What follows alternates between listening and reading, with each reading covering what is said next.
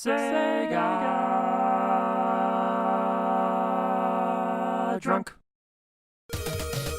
Anything and everything to do with the Super Nintendo has always been my main hobby ever since its launch in North America back in 1991, so as a result of that, I ended up missing out on a ton of other stuff that was around at the same time. Thanks to this channel project thing that I've been doing the past several years, I have a convenient excuse to dive into a lot of those games for the first time, so I thought, hey, maybe it might be useful to give some perspective on the best games the Genesis has to offer from the viewpoint of someone without any kind of nostalgia for the games, just looking at them from a bit of a modern viewpoint based on how they've held up over time. Yeah, I've done some videos like this before, but hey, people like lists, and when putting this one together, I had a really tough time picking out the best games, and many sleepless nights and tears were shed when certain games were left off. Alright, maybe not, but still, it's tough to leave outstanding games like Rise Star, X-Men 2, Musha, Beyond Oasis, and many others off of this video. Of course, that doesn't mean I think that they're bad games, obviously, just that I think that these 13 are better. 13? Alien Soldier. This is the game I had the toughest time deciding on whether or not should be on this video because it can be a pretty inaccessible game for some people. The controls are a bit weird. You choose 4 weapons out of 6 to use, A selects the weapon, B shoots, and C jumps, while you can change your shooting mode from free range to fixed by pressing down and A at the same time. You can also press the B button twice at the right time to turn enemy projectiles into health, and there's also a dash attack, you can hover. Put all this together and it can be pretty tough to get the hang of. But once you do, this game is friggin' incredible. It's like one huge boss run featuring some of the weirdest creatures you'll ever see. Alien Soldier was only released in cartridge form in Japan and PAL territories, and it was only made available in North America via the Sega channel, but if you want to play it today, it's on the Sega Ages Collection, Volume 25, and on Steam as well for like $1, so what are you waiting for? Go check this one out. 12. NHL 94, you're damn right I'm putting a sports game on this list, and why not? NHL 94 was revolutionary at the time, and it remains one of the most popular retro games to this day. It's an excellent multiplayer game, it's easy to get the hang of with fast, responsive, and immediate controls, and you don't even need to be into hockey to enjoy it. The controls here are almost like shoot-'em-up controls, where you're dodging and juking your way past your opponent, avoiding hits while trying to deliver your own, all while trying to sneak the puck past the goaltender. NHL 94 continues to be the standard by which all other sports games are measured. 11.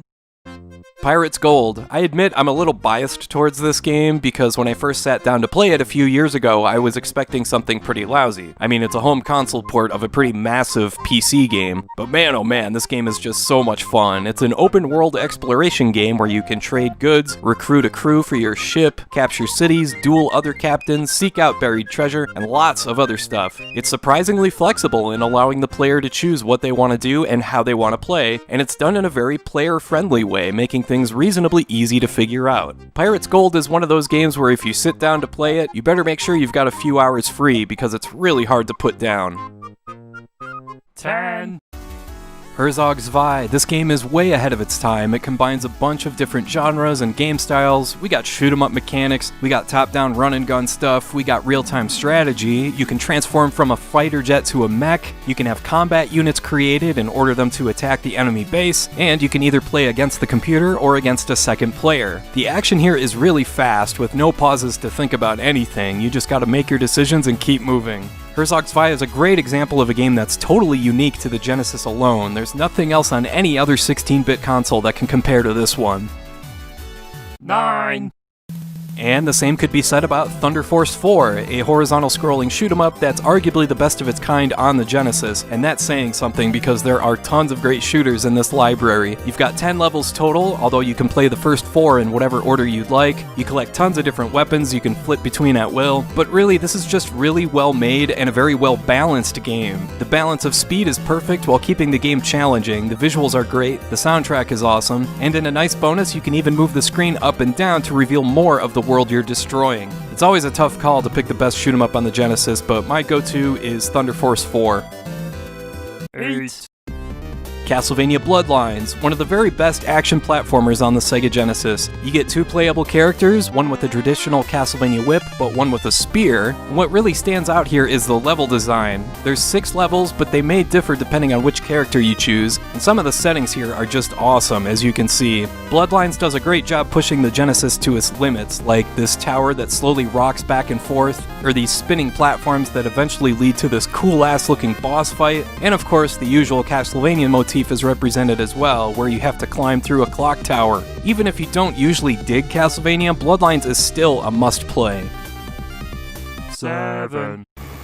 Phantasy Star 4. Here's a turn-based RPG that can hang with the very best of its era. If this game were released for the Super Nintendo, you could easily argue that it belongs in the top 5, along with the likes of Final Fantasy VI, Earthbound, Mario RPG, and Chrono Trigger. So, what makes this game stand out along the likes of those names? For me, it's the sheer scope of the story. Your planet somehow got reduced to a desert, with monsters popping up everywhere, and it's up to you and your party to figure out what the heck has happened and how to stop it. The way the story is told through manga-style panels makes this game appear from a visual sense unlike any other 16-bit game, and the soundtrack here adds a ton to the experience. The combat is great too, always keeping things interesting with up to 5 party members, allowing you to learn up to 14 combination techniques. If you dig science fiction and turn-based role-playing games, Phantasy Star 4 is an absolute must-play. 6. Sonic the Hedgehog 2. Some might think this is a little low, but we'll get to that later. This is just a classic case of a sequel doing everything it should to improve on the original game. Now, the original Sonic isn't on this list, but it's still a pretty dang good game. But Sonic 2 took that game's strengths and made them the focus of this game, like building the levels around Sonic's speed, making the player rely on twitch controls and memorization.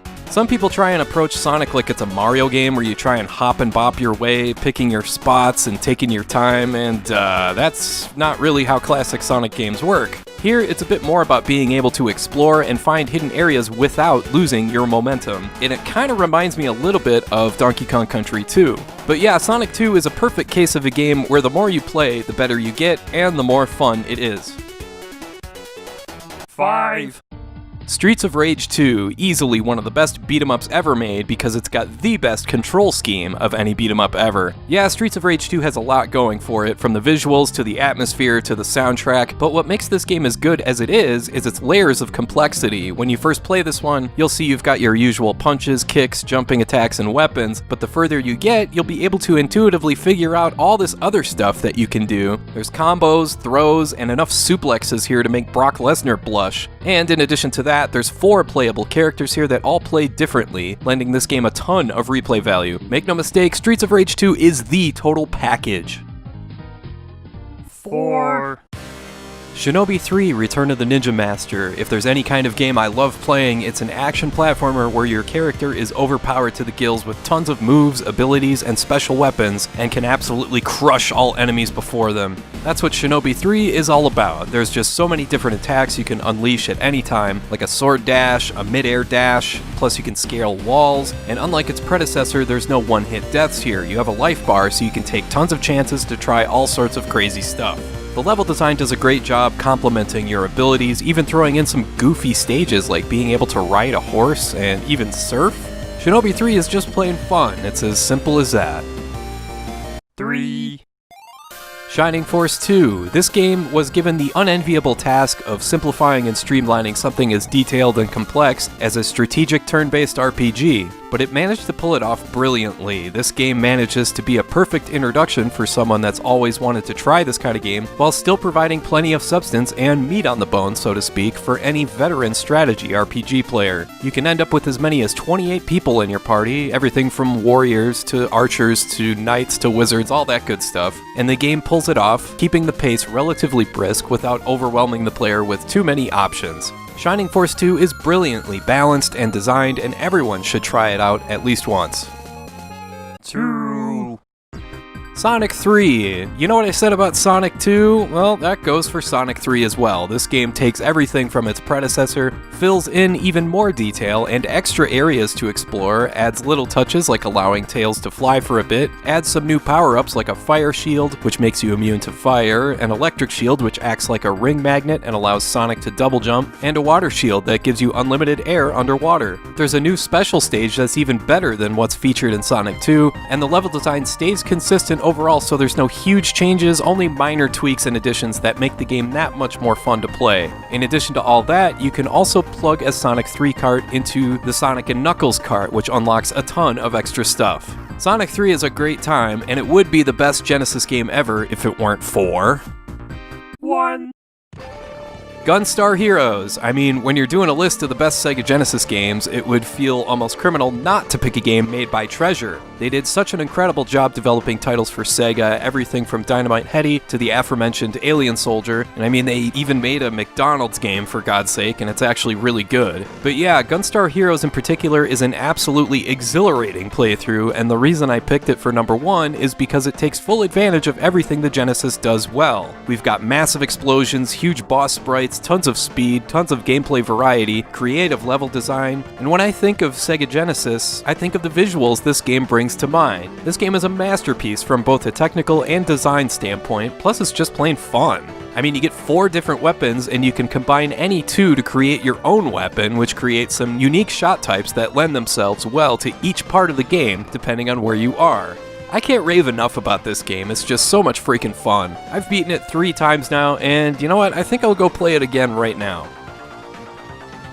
Alright, I want to thank you for watching, and I hope you have a great rest of your day.